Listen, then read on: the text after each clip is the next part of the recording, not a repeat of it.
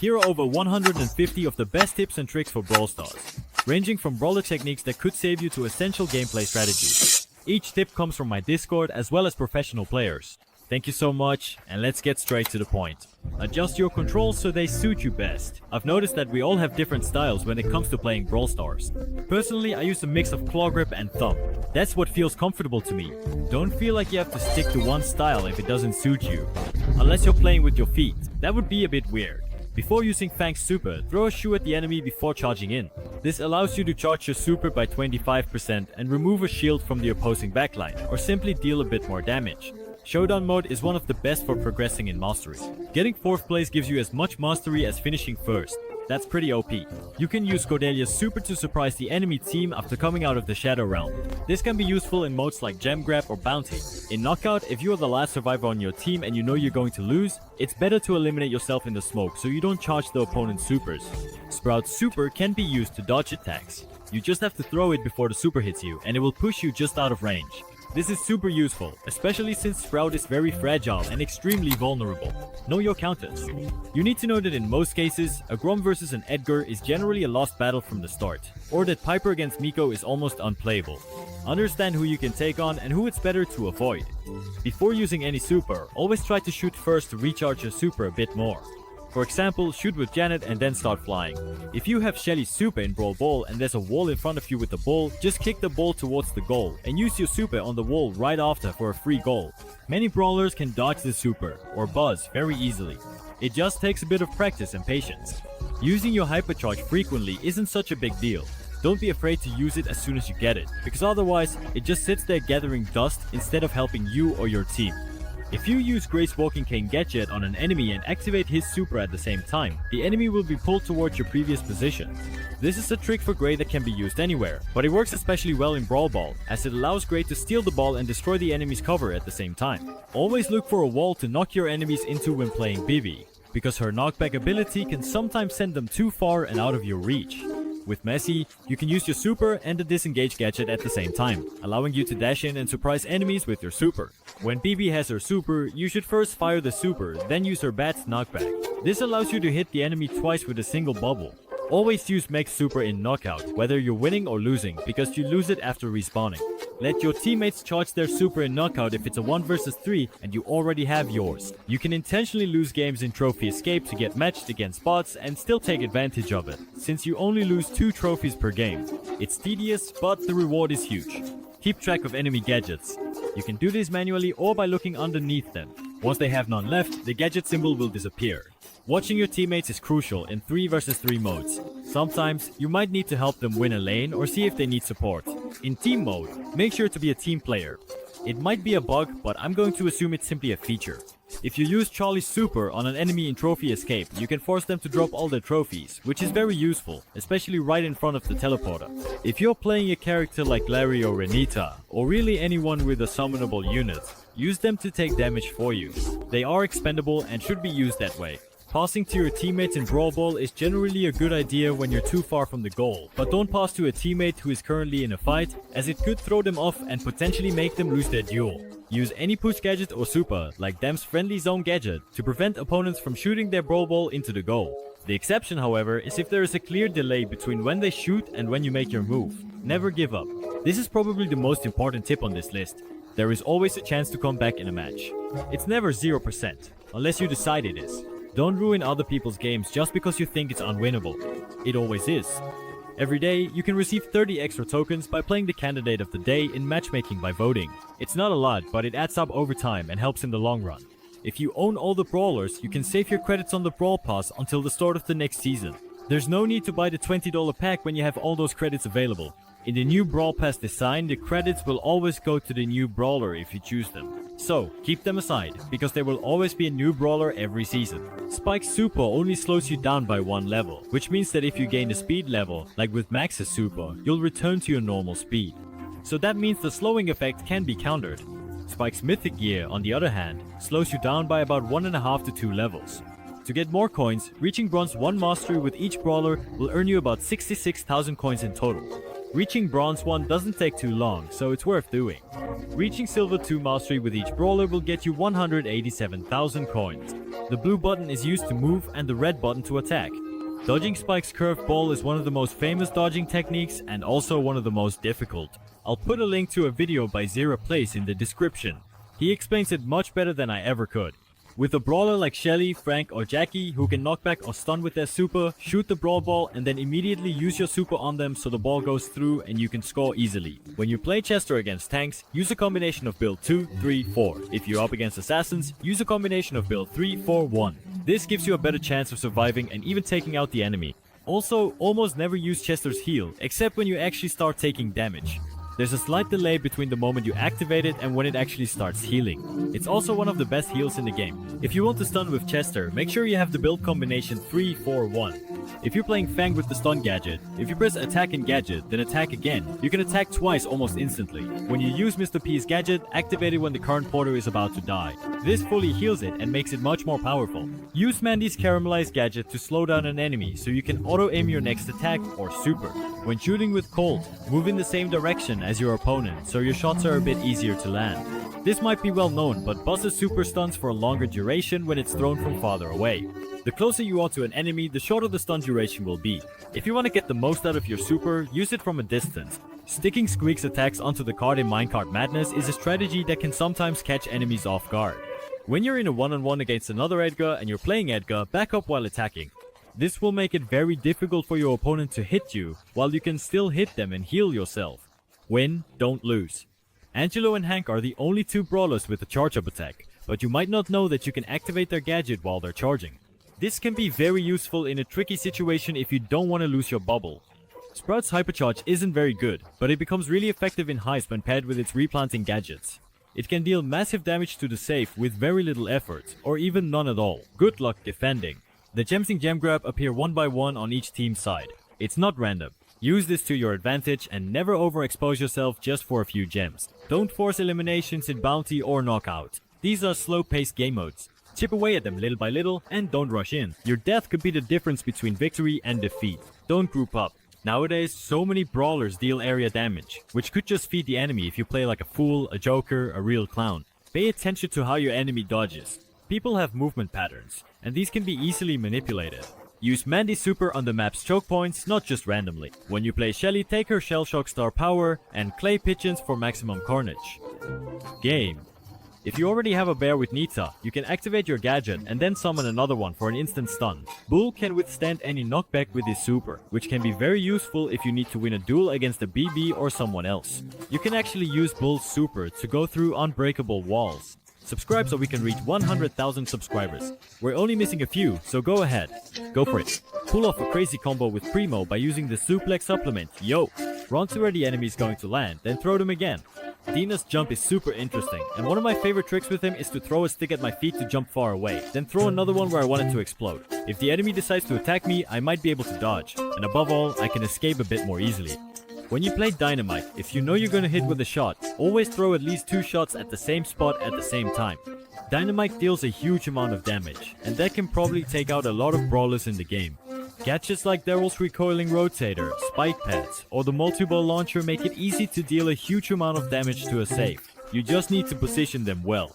Brock can actually hit behind walls, which is super useful for reaching an enemy in cover. Use Jin's super to cancel a brawler's attack animation. You need to be careful when using this technique, but you can attack faster with Mortis when he's up against the wall. Sometimes you might not even see the attack animation, but be careful, because sometimes nothing happens at all.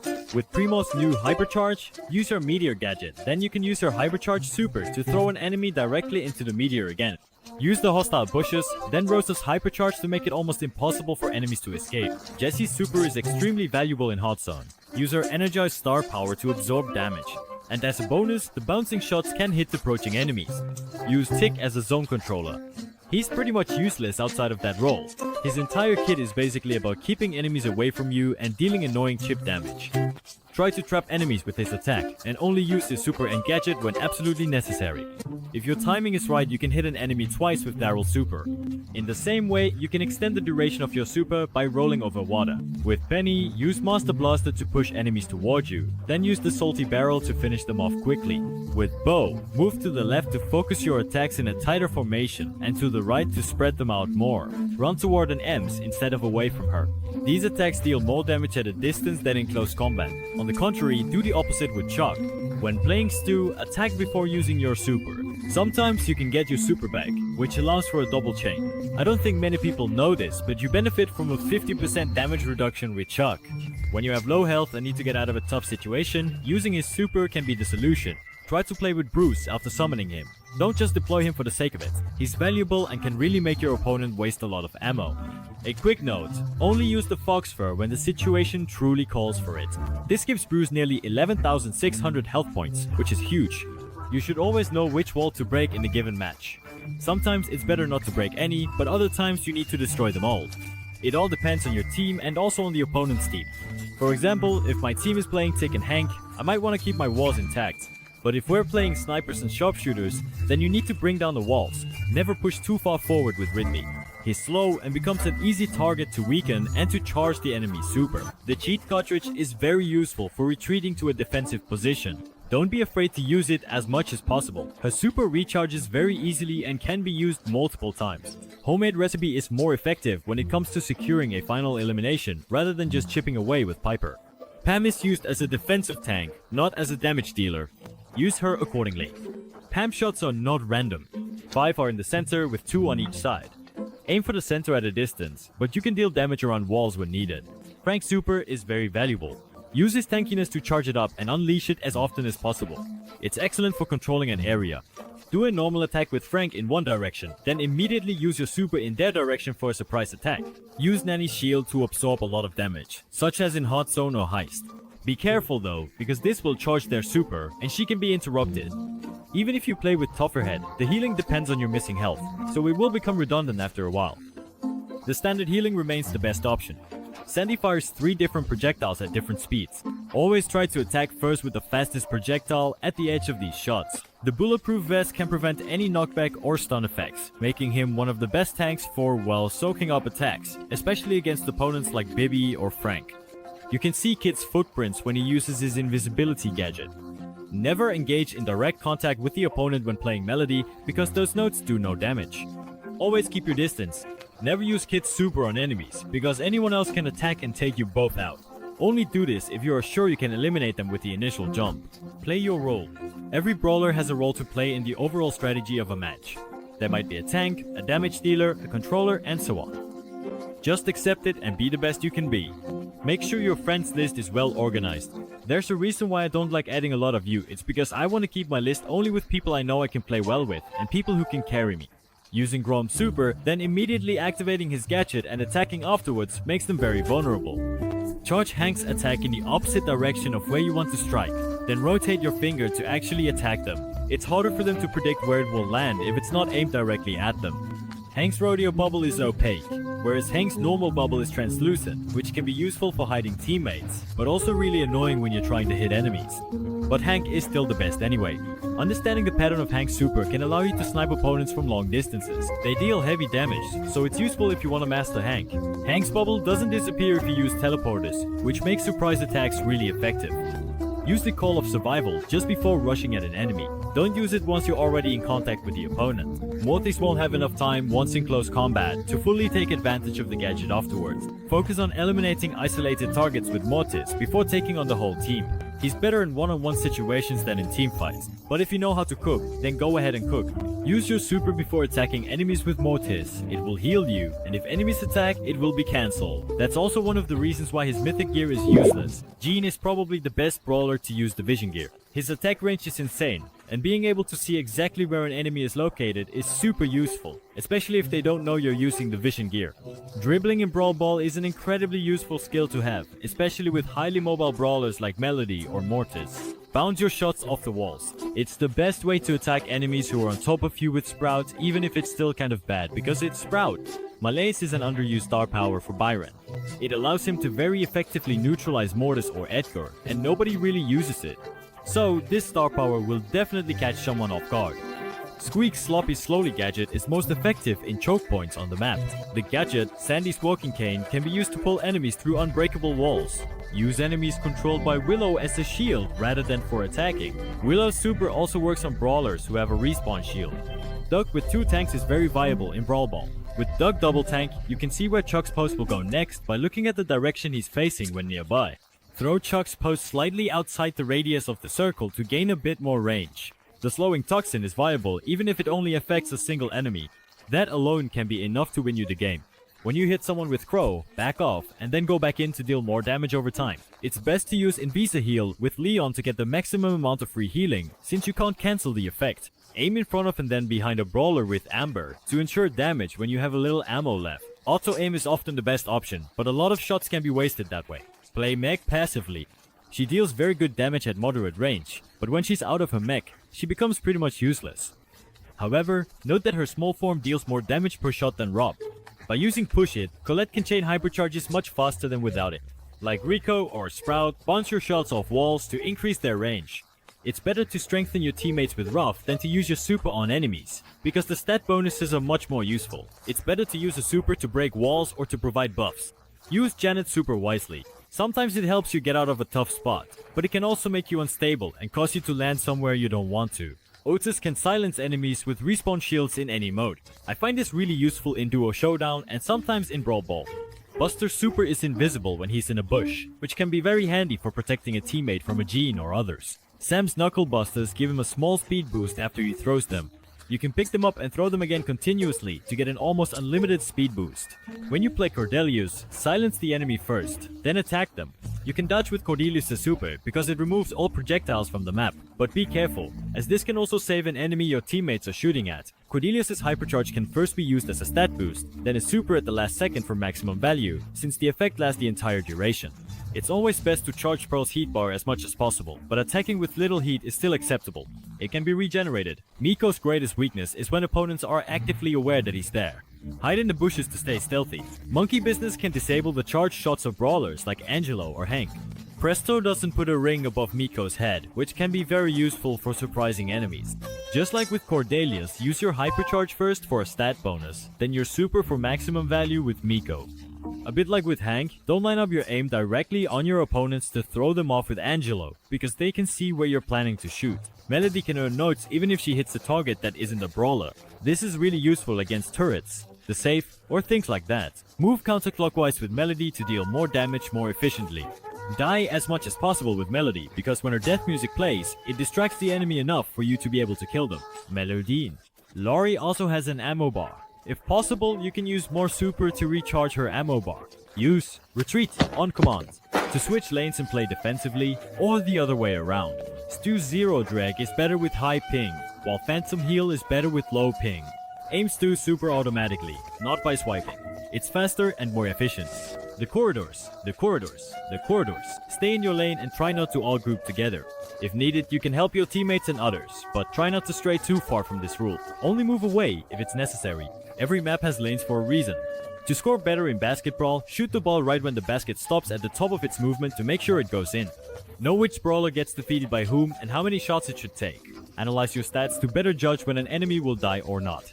Throw a super with Dina, then follow up with the normal attack to take advantage of the super's knockback. Know who to ban and who to play in ranked. Too often, I see people banning and picking the most random brawlers, and it's really annoying. That person is me? Shh! Spot isolated brawlers as soon as possible, they'll be easy prey. Use Buzz's super, then activate your gadget for a free shot in Brawl Ball. The main tip for Amber, practice spamming the buttons. Auto-aim imposes a 300 millisecond delay before firing, and this delay stacks, making her less effective against ambushes and giving enemies more time to react to her miss shots. Briefly release auto-aim and fire every 100 milliseconds it deals more damage than holding it down. After 0 plus 3S, you can fire 10 times per second, unless auto-aim lasts more than 30 seconds. It's best not to exceed 3 seconds because another technique allows you to easily switch from 10 shots per second in manual auto-aim to instant shots. Try it out in the training room before the match. If the combo is easy, it's worth it. Thank you, Duke.